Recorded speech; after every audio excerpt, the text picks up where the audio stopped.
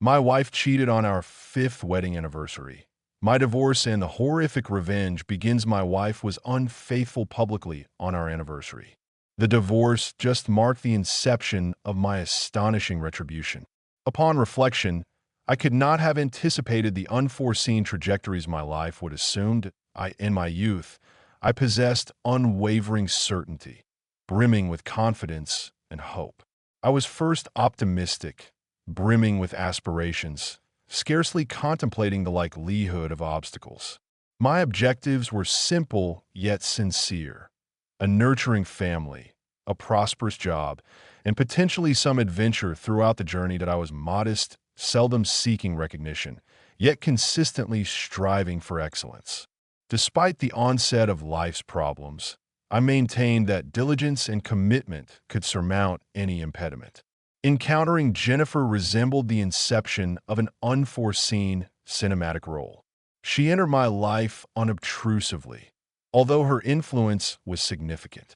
From that point forth, all focus appeared to be directed towards constructing a shared future. Our connection was founded on what I perceived as reciprocal respect, trust, and a love capable of enduring any adversity. I dedicated myself to my profession, consistently striving to provide our family with the optimal quality of life. However, as time progressed, nuanced alterations began to undermine the foundation we established, and the life I meticulously crafted commenced to disintegrate in unforeseen manners. I was seated at my desk, gazing at the computer, when Jennifer entered. Her late returns from work, accompanied by scant explanation, were becoming habitual. It was already 10 p.m., and the children had dined, completed their assignments, and retired to bed well in advance. Their inquiries over her absence ceased, which really disturbed me. The children had acclimated to her tardy arrivals, and frankly, so had I. Finances, I could no longer disregard the reality. Past 2 years, our financial circumstances have significantly deteriorated. Income had diminished considerably. Nonetheless, Jennifer appeared clueless, continuing to spend as if nothing had altered at last payments. I determined that we could scarcely manage for an additional few months. I am uncertain regarding the duration of her gaze directed at me. Recently, I have been increasingly absorbed in my thoughts, occasionally losing sight of time. Ultimately, with her arms crossed and a familiar expression of disdain, she declared, "Michael, I desire a divorce." I'm uncertain about my emotions at that point. Mine was burdened by skepticism and self-loathing, rendering me practically impervious to new feelings. That it was not particularly humorous. However, I still had to suppress a laugh. My wife of 17 years has informed me that our relationship has concluded and that all we have constructed together will soon be dismantled. I had not experienced such emotion in a considerable while, and it nearly prompted a smile. That a wave of relief enveloped me as I furtively observed her, cherishing a final reminiscence of our more joyful moments before reorienting myself to reality. "Very well," I responded. "I have consistently excelled at programming over management.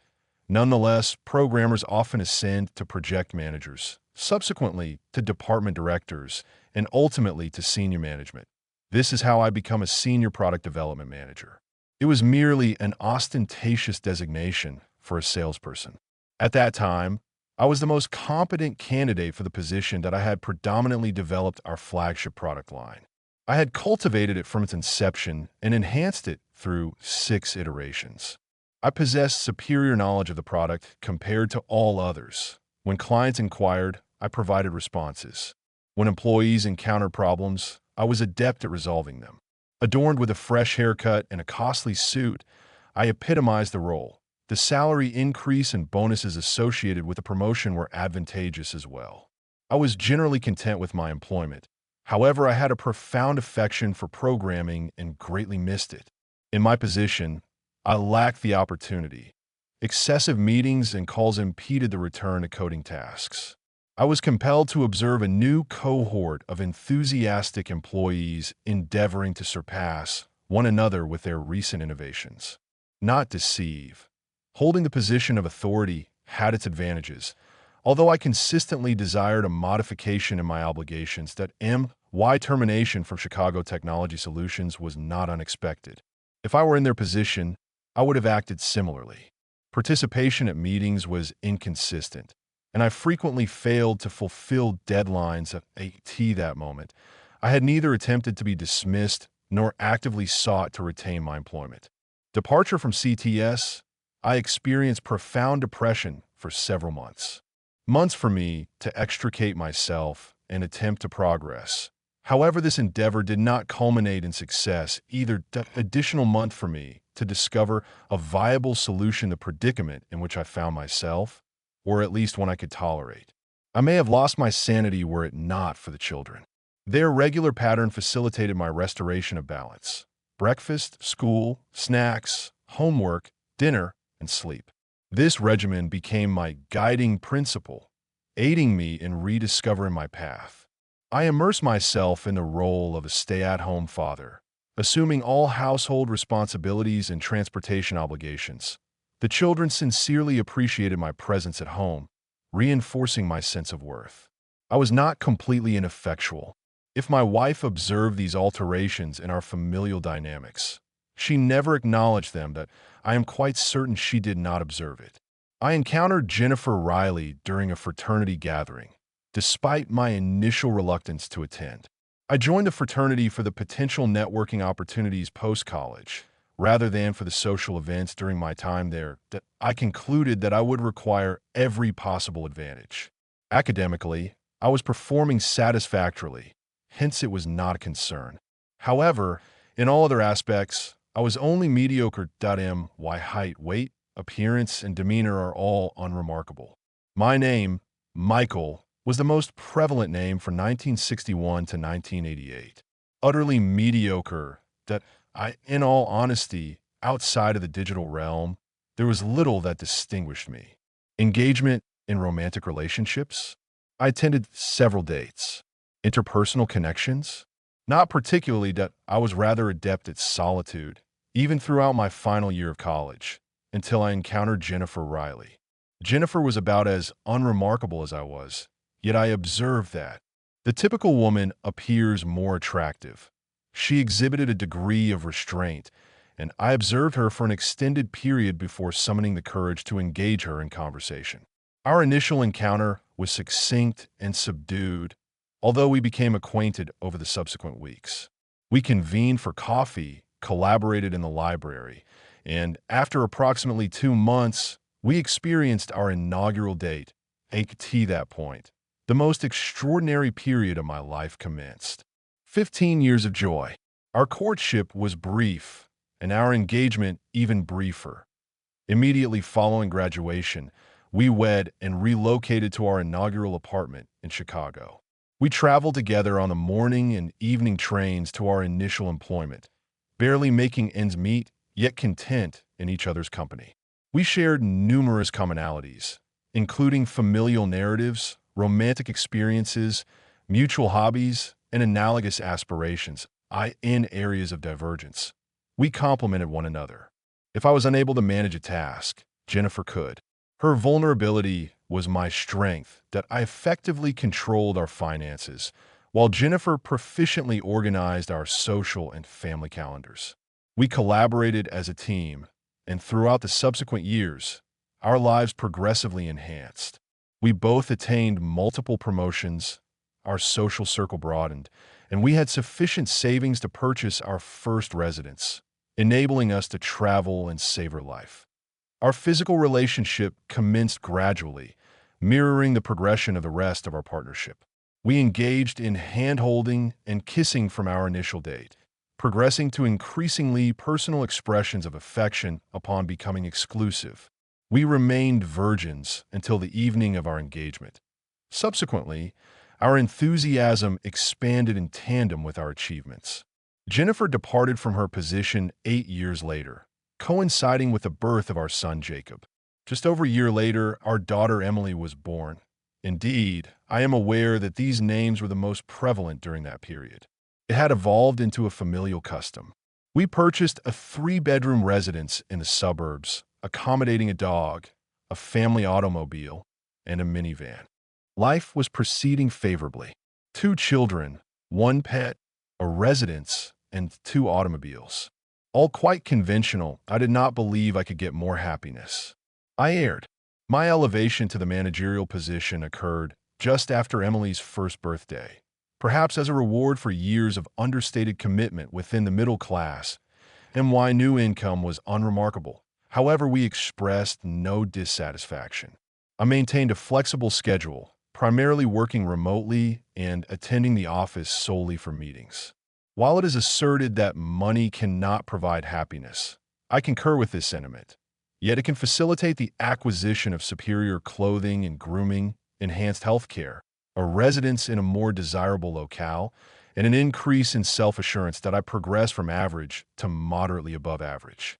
My wife transitioned from what I perceived as lovely to something unequivocally alluring. Our intimate life, which I had always regarded as satisfactory, attained new levels. We increased our trips and dedicated more time to the children while consistently saving for retirement. Upon Emily's commencement of elementary school, Jennifer resolved to return to part-time employment. She promptly secured a position she was enthusiastic about with a new marketing agency. She coordinated her schedule with the children's school timetable, concluding her day in time to collect them. This was a last touch. Her salary was unnecessary, hence we conserved it that I determined that by the time the children complete their college education, we will be able to retire comfortably. I discovered my wife's infidelity inadvertently, 3 months prior to our 15th anniversary. The event occurred on my birthday, that I uncovered the hints 2 days prior to my birthday without awareness. It required weeks for me to assemble all the components. I did not regard her desire to assume a more significant position at work, which entailed a few additional hours per week, as noteworthy. I began to collect the children more frequently, which was acceptable to me. After several months, I inquired about her apparent distraction. She expressed that she was under stress from attempting to assimilate at work, prompting me to assume additional responsibilities at home to alleviate her strain. As our once fervent intimate life diminished, we engaged in a discussion about it. She stated that she was aging and required less than previously. Our intimacy intensified for several weeks, but subsequently diminished once more that I refrained from mentioning it again, fearing the initiation of a dispute. I was on the verge of despair when I discovered the talent. The temperature had decreased, and I was searching for one of my sweatshirts. Since assuming responsibility for the laundry, I occasionally became confused regarding the placement of my garments. As I was organizing sweaters in the wardrobe, I observed it concealed beneath several antiquated shoeboxes. The pink box adorned with a white ribbon from the lingerie store was conspicuous. The card, directed to my beloved, elicited a rapid heartbeat. A brief conflict of ideas occurred in my head. I had to examine. I had to postpone. I contemplated that I chose to glance. I was uncertain if I could defer opening my wife's gift until my birthday. Upon perusing the card, I had a blend of exhilaration and apprehension. Please excuse the packing of this gift. The true gift on your birthday will be revealed when I don the contents of the box. Affectionately, Jennifer. During the subsequent 2 days, I exerted maximum effort. I ensured to present her with flowers, provide a foot massage, and prepare her preferred dinner. Her response was unexpected. She appeared to be simply tolerating my devotion. On my birthday, I ensured the children completed their homework promptly. I sought to avoid any distractions from my talent. That I was quite astonished when Jennifer returned home late from work. My perplexity intensified when she inquired, "What is for dinner?" However, I acquiesced to it. To my astonishment, I responded, "We're going out for pizza." The children found it enjoyable, and we attended. I had coordinated with the waitress for a birthday serenade, and just prior to our departure, the waiter sang a rendition of Happy Birthday for me. I detected a fleeting expression of astonishment in Jennifer's eyes, but she promptly concealed it. She stated with a smile, "I will present your gift later, Michael." The journey home was fraught with tension. I almost avoided an accident. The 15 minutes required for the children to prepare for bed felt arduous, but the subsequent 15 minutes during which they fell asleep were torturous. Fortunately, Jennifer returned after a brief excursion to the shop for milk just after they had fallen asleep. Upon entering the bedroom, I found her absent. I positioned myself on the bed. Shortly thereafter, she appeared from the bathroom clad in a flannel nightgown, devoid of makeup, with her hair styled in a ponytail. At this juncture, I was losing my tolerance with this game. Will I receive my gift? I inquired. She ascended into bed, drew up the blankets, and extended her hand to extinguish the light, but hesitated. She remarked, nearly forgetting, as she reached inside her nightstand drawer. She retrieved a small square box encased in the balloon-themed wrapping paper utilized for Michael's previous birthday and presented it to me. Wishing you a joyful birthday, dear. That concluded the matter. She turned over, extinguished the light, and fell asleep. I was too astonished to open her present. The following day, my depression manifested with full intensity that I mentally reviewed the entire day, attempting to comprehend what actions led to the evening's deterioration. I was really perplexed. I remained in that despondency for about 2 weeks. The cursed present tormented me, mocking me, and serving as a constant reminder of my failure. I had encountered all the cliches, such as the husband being the last to know, and so on. I must confess, I was truly uninformed. The notion of Jennifer being unfaithful to me seems inconceivable to the extent that I had not ever contemplated it. However, such was the initial thought that arose when she called 13 days post my birthday, stating, "I will return home late as it is Alan's 30th birthday, and the team is organizing a celebration for him." I do not recall responding or even approaching the bedroom closet. Yet, I distinctly remember gazing at the vacant area where my present had resided for an extended duration, and I believed I might be experiencing a heart attack, and for a brief minute, I nearly wished for it to be true, desiring an immediate conclusion to my existence. Alan Henderson, a self-assured and conceited advertising executive, served as Jennifer's superior and was slightly younger than both of us. I had encountered him only once. Nevertheless, he made a negative impression. He appeared entirely insincere. Emily's voice jolted me back to reality. "Are you well, father?" she inquired, observing me with anxious eyes that I blinked and gazed at her. "I am well, dear.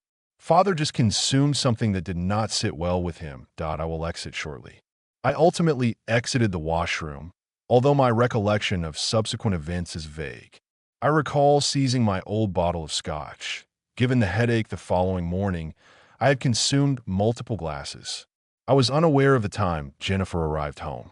Upon discovering her in the kitchen the following morning, attending to the children, she comported herself as though no extraordinary events had transpired. As she proceeded with her routine, the little tremor I observed when she sat down to dine sufficed to extinguish the remaining affection I held for her. It was understated, yet it was present. I must admit that I did not confront my cheating wife, that I was completely devastated. I struggled to function for weeks. I moved lethargically, observing her navigate our everyday rituals that my condition deteriorated progressively. I believed I had reached the lowest point. It took me that weekend of our 15th anniversary to rouse myself from inertia and resolve to take action that I likely would not have taken any action. I behaved cowardly. I was aware of it. I wish I could express my astonishment. It is likely that there exists a psychological word for this phenomenon. If my father were living, he would unequivocally label it as cowardice, and he would be correct. It was only after my wife disclosed her obligation to attend a work conference that clarity began to emerge for me. She will not be present for our anniversary. I reflected, feeling resentful.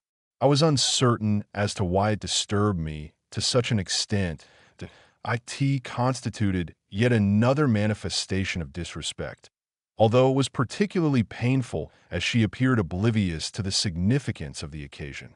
Following the indulgence of my grief on the night of our anniversary, I awoke in a state of anger. I resolved that I had reached my limit, that I contacted my attorney and arranged a meeting. I was prepared to conclude this pretense. I believe my life could not deteriorate more that I erred. I entered the lawyer's office with determination, but it swiftly transformed into incredulity. I was aware that divorce could be challenging, although I presumed my wife's infidelity would strengthen my position. Ultimately, I dispatched a message to indicate that I was unafraid to utilize it. She must have been aware of the evidence I possessed. All of this was included in my counterclaim. Yet, I preferred to avoid any risks. The children consumed a snack and proceeded to their rooms for bedtime, scarcely noticing their mother. She exerted no effort to engage with them. I retrieved a beer from the refrigerator and proceeded to the living room, taking a seat opposite her.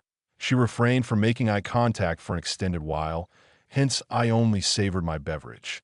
In addition to appearing physically sick, she appeared to be weeping over something. She may have been injured in multiple ways. She eventually articulated, her voice scarcely perceptible, "You are going to destroy me." I awaited her gaze before replying.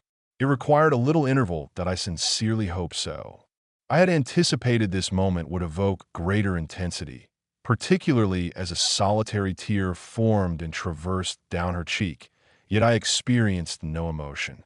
She inquired, "Do you despise me to that extent?" "Oh no, Jennifer, I do not have any animosity against you. Hatred necessitates exertion, and I do not invest any effort in you. My entire energy is dedicated to self-care and the well-being of my children." She asserted, "I remain your wife." "Cease." I declined with a shake of my head. "I will not permit an individual, such as yourself, to desecrate the memory of my wife. My wife was affectionate, nurturing, a genuine companion, and a devoted mother to our children. She is no longer present. You are only the woman who succeeded her. Do not speak as if you hold any significance to me." A considerable duration elapsed before she spoke again. "What action should I undertake at this moment? Are you genuinely inquiring or only being rhetorical?" I did not await a response. "There are few alternatives. You might consider relocating and attempting to begin anew. I would sincerely endorse it that I will not permit you to have any significant role in our children's lives. Hence, this should not influence your decision to depart. Alternatively, you may remain here, anticipating my silence. However, it is uncertain what perceptions others may form about you or the type of employment opportunities available to someone of your profile. Perhaps you might establish a relationship with a man who accepts your current self, but what type of individual would that be? Is it possible that he would be?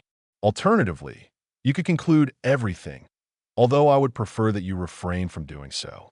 It would deprive me of witnessing your confrontation with the repercussions, although my perspective was inconsequential when you opted to initiate an affair with your superior.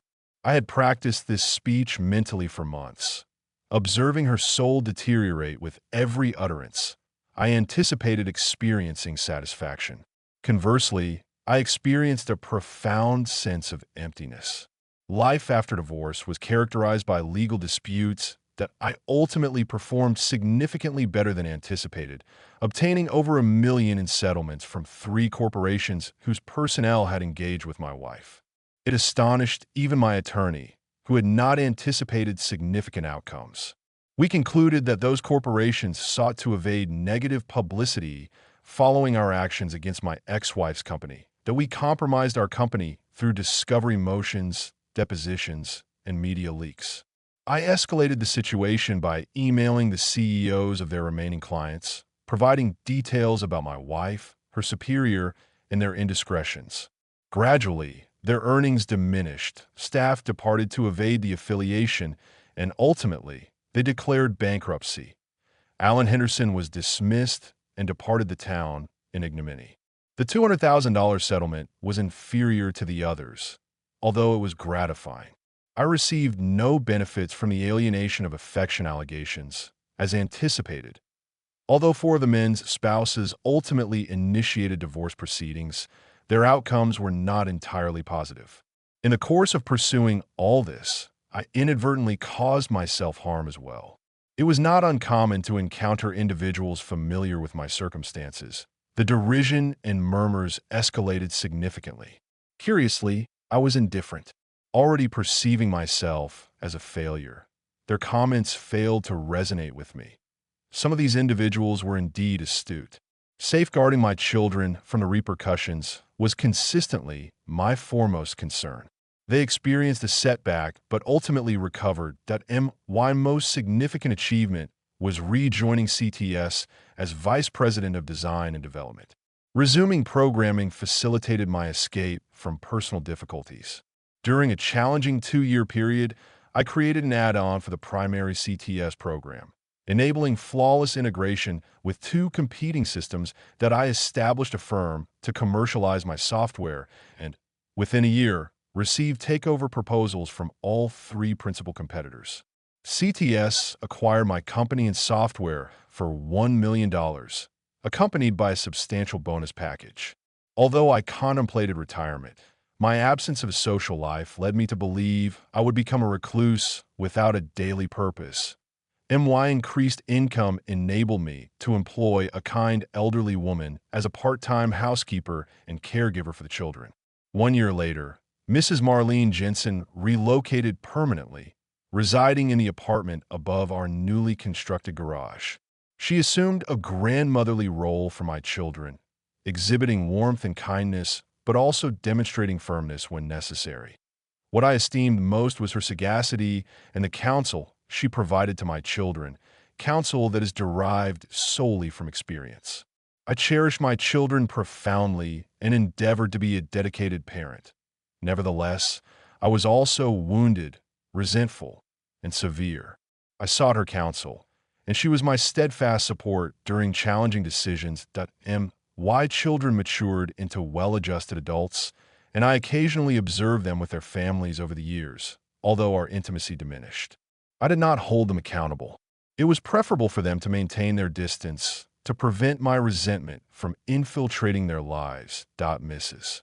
Jensen remained with us until the children departed for college, after which she retired. I provided her with complimentary accommodation and meals as a pension.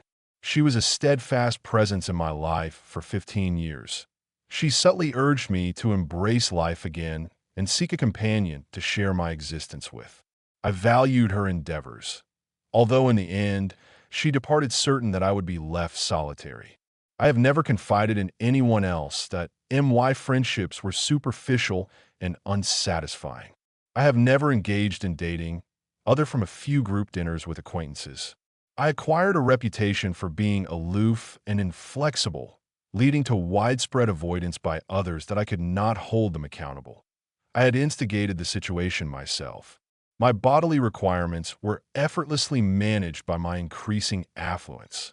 I maintained a consistent engagement with escorts, compensating them generously for their time and companionship. It generally involved engaging in sexual activity and subsequently dismissing them. One individual, whose true name is Mary Beth, particularly captured my attention. She exhibited fervor and eagerness, and I believe I held greater significance for her than merely being a client. Nonetheless, I could not permit anybody else to approach my own burdens. Consequently, upon her exhibiting indications of affection, I permitted her to depart. Jennifer endured a challenging life. She endeavored to re-establish contact for about a year. I am uncertain of her intentions, whether it was reconciliation or even establishing a relationship with the children. I provided her with adequate notice, yet she disregarded it. She remained in Chicago, and I ensured her past confronted her at every opportunity. Her employment history consistently accompanied her during job applications. Upon commencing her dating endeavors, I promptly provided her admirers with reminders, elucidating precisely who they would be allowing into their lives. It was inconsequential if they remained after discovering the truth, but I would not permit her to distort history and disregard her actions. If I were to endure it daily, so too would she. Jennifer persisted in her incessant barrage of calls and emails, which I consistently ignored, inundating my inbox. A portion of me derived a sinister pleasure from her anguish initially that I perhaps should have pursued assistance. It could have preserved my sanity and facilitated the reconstruction of a regular life. Nevertheless, I ultimately did not, and as time elapsed, it appeared too late for transformation. I could have altered my phone number or delegated the task of sorting through the messages to another individual, but I chose not to. I could have obstructed her emails to prevent inadvertently seeing her apologies, but they held no significance for me. Naturally, events escalated. Indeed, she asserted that she had always loved me and that she had endured sufficient suffering that I replied with a present and a little message. I purchased the most provocative lingerie available at her preferred store, elegantly wrapped it with a white ribbon to enhance the pink box, and included a handwritten letter. I presume she recognized the irony when opening the card addressed, to the which point one of her lovers attempted to confront me regarding my alleged mistreatment of her, arriving in my residence emboldened by alcohol and pushing me back upon my opening the door. That constituted his error. I am unremarkable, lacking martial arts or fighting skills. Merely an ordinary individual, I had never exhibited violence or engaged in combat, yet I possessed an unspent and unadulterated reservoir of wrath, focused,